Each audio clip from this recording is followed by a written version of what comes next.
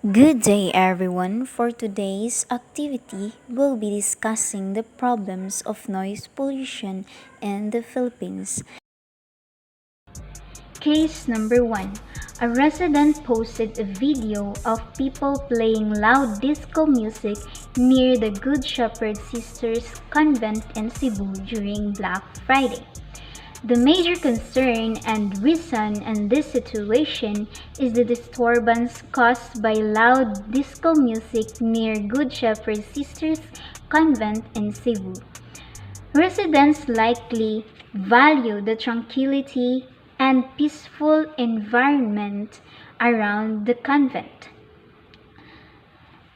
And loud music could disrupt that atmosphere, especially during a time when people may be seeking refuge or quiet reflection. This video posting may have been intended to raise awareness about noise pollution or to request enforcement of noise regulations in their community. Case number 2. Two children were being noisy and stoned a resident's roof after being reprimanded. The two children were observed being loud and disruptive, causing disturbances to a resident's peace.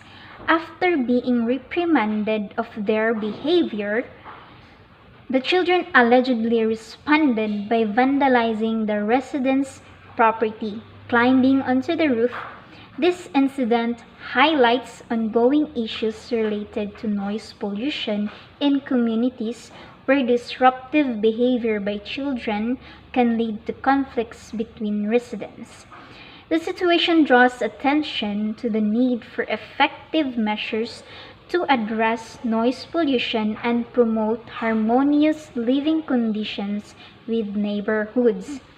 Local authorities and community leaders are often called upon to mediate such disputes and find solutions to prevent similar occurrences in the future.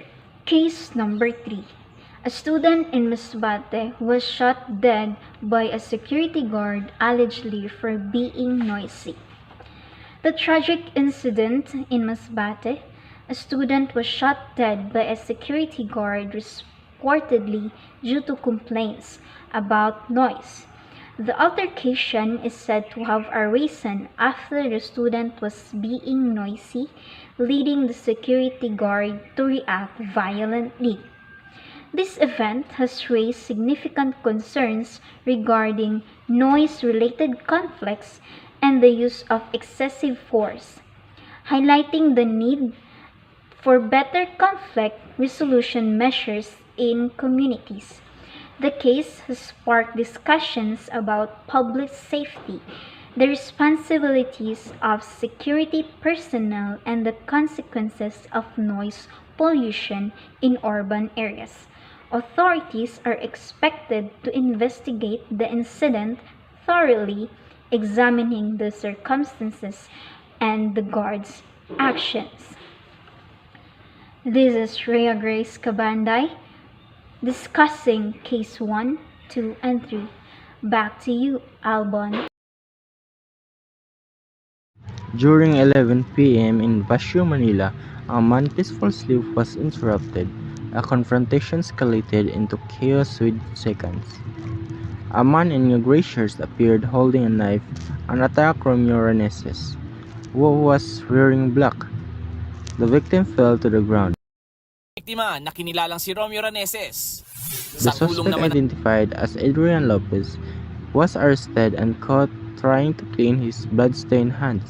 According to police, Reneses later succumbed to his injuries. Nakitaan ho natin ang parang tube ho doon, may tube pipe ho doon na ginagamit ho sa paggamit ng pinabawal na droga na methamphetamine hydrochloride or suspected shabu. Police believe Lopez may have been under the influence of illegal drugs at the time of the incidents. This means he may have been using drugs or drinking alcohol. Biktima. Ayon naman sa Baseco Police, kilala ang suspect sa pagiging mainitin ng ulo. Shockingly, Lopez had been released from prison just a week earlier, following a series of troubling events. This means he had been in jail before and had only been out for a short of Makilang time. beses na rin nung nakulong mo dito sa atin, sa salang pagbebenta ho ng solvent, pang-hold up, at wala akong lisensyadong baril. Lopez was asking forgiveness to the victim's family of what he did. Tayo mag-asawang biktima habang ang dinadalang bata ng anak nilang buntis namatay rin. Nagbabalik si John Aroa. A tragic incident occurred at a residence where a family was mourned after being killed by their drunk neighbors. The victims were spouse Artemio and Sally and their child Grace. The suspect is Arnold, allegedly aided by RJ. Family quiet night was disrupted by the sound of loud partying and singing coming from their neighbor's house. In an attempt to resolve the issue peacefully, the family decided to approach their neighbors and ask them to keep the noise down. They walked over to their neighbor's house, hoping to have a calm conversation, but what started as a polite talk quickly turned into a deadly fight. Naaptan niya si mama na nasa yuta. Si papa sa naghukdong na. Ako pong The neighbors, clearly drunk and upset, becoming angry and aggressive towards the family. The situation got worse fast, with the neighbors becoming more and more aggressive. 3 members of the family lost their lives in the senseless attack. The mother, the father, and their child, who was pregnant. The suspects claims they just protected themselves after the family started the fight. A friend of the father's has been arrested for the deadly shooting. Justice has been served, but in the end, the suspect will face multiple charges including murder, assault, and other related offenses and will have to answer their actions in the court. Case 5. A resident of Tondo complained that the speaker used by the barangay for the Catholic tradition of were too loud called pabasa. Sa kasong ito, ang isang residente sa Tondo ay nagreklamo tungkol sa lakas na tunog ng speaker na ginagamit ng barangay para sa Catholic tradition na pabasa. Ang pabasa ay isang tradisyon ng mga Katoliko na kung saan binabasa o kinakanta ng Passion of Christ bilang bahagi ng paghahanda para sa mahal na araw.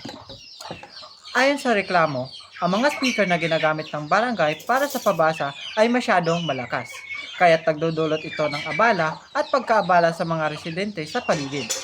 Maaaring naririnig ito ng mga tao sa malalayong lugar at maaaring na nagiging sanhi ito ng ingay at pagkaabala ng mga tao na nag-iisa o may mga gawain sa kanilang bahay. Maaaring ang volume ng tunog ay hindi akma sa mga oras o hindi isinaalang-alang sa kaginhawaan ng mga kalapit na bahay, kaya't nagkaroon ng reklamo mula sa isang residente.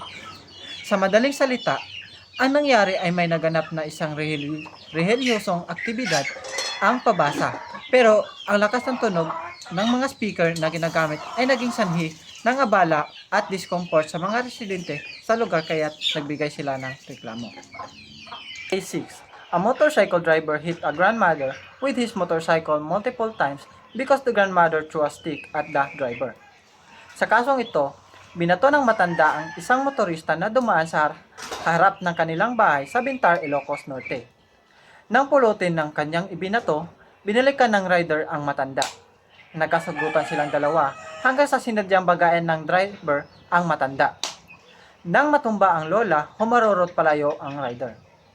Ang matanda sa video ay kilala sa pangalan na si Lola Riniliano, habang ang rider naman ay isa palang barangay official.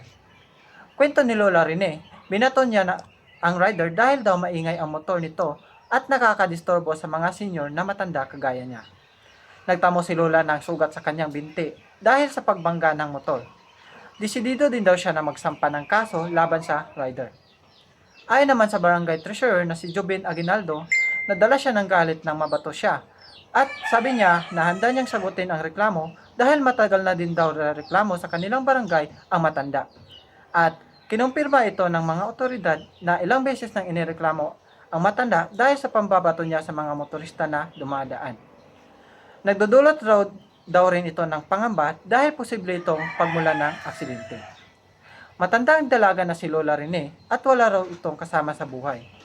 At may mga tanod na nagbabantay sa kanilang lugar para maiwasan ulit ang pambabato. At yun lamang po, salamat.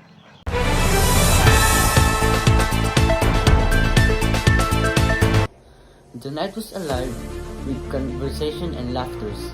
Voices carrying out through the air are like ordinary evening in the city. Two women sat together, talking, mingling with the usual hum of the surrounding, but their voices to a one man were unbearable. He had been listening for too long, his patience wearing thin with every word that reached in his ears.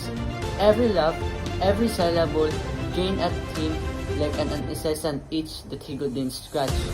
He clenched his fists, breathing sharply and uneven.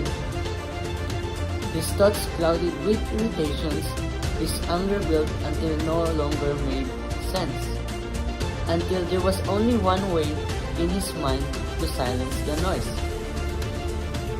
Without warning, he struck a flash of steel, a sharp gust, the sudden horror in their eyes. Like a moment ago, they had been simply talking, unaware of the storm brewing in a man that had been watching them. The street, once filled with casual conversation, was now thick with smell of blood. The silence he had wanted achieved, but unimaginable cost. Their bodies lay still, their voices silenced forever, and the weight of the actions settled. The reality of what he had done was undeniable. The night was no longer just another night. It had become the end of the two lives, a story written in violence and irreversible situation.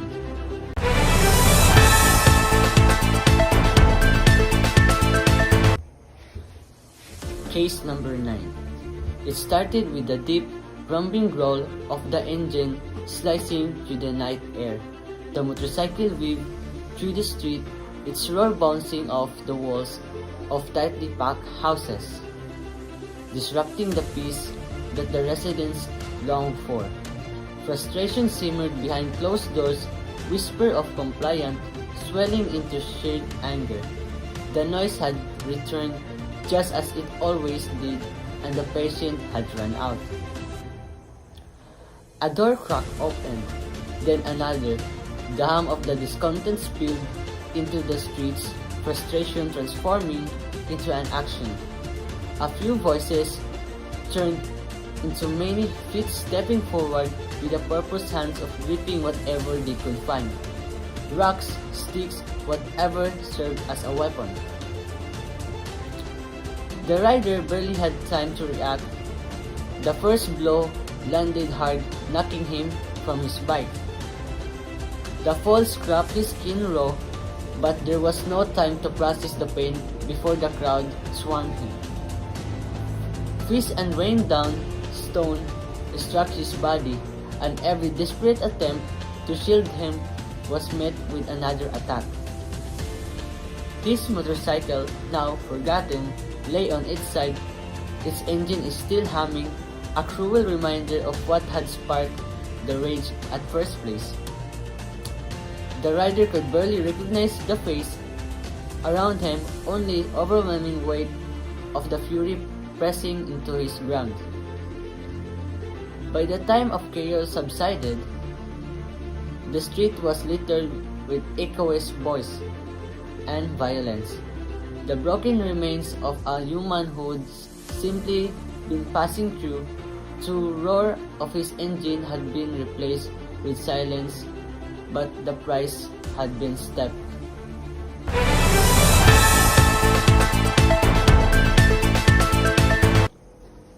Case number 10. Music played softly to the small radio, a familiar tune filling the space between the two friends. The conversation was casual at first, but as the minutes passed, the words become sharper and the temper becomes shorter. The first guy said, "I want to listen to something else." And his friend says, "No, just leave it." I said, "I don't care." As the tension hung heavy in the air, thicker than it should have been for something so trivial, a hand reached forward, fingers curling around the dial. The another man reacted instantly, shoving it away. The push was meant to be nothing more than a warning, a quick motion to reclaim control, but it was enough to tip the fragile balance between them. The next movement was swift, faster than thought, faster than reason, a fist connected with flesh, sending a man stumbling back. Shock flashed in his eye, but before he could recover, another hit landed. Then another, the radio, the cause of it all, crashed to the floor, its songs abruptly cut off. Heavy breaths, wild eyes, knuckles red with angers.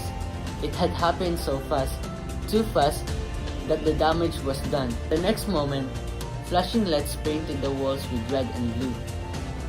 The attacker sat at the back of the police car, his hand bounced, his head hanging low. His friend, bruised and shaking, watched from the doorway by the broken radio at his feet.